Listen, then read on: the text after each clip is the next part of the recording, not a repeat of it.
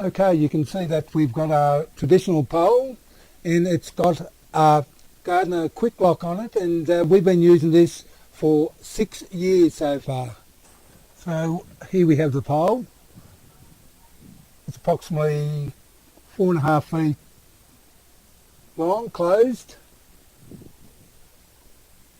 and you can see I've got material around this here and here on the collars and on the handle. That's marine carpet on it. If you look in, and it extends up to 10 feet, this one. I'll give you a closer look at how I put the Quick-Loq on this.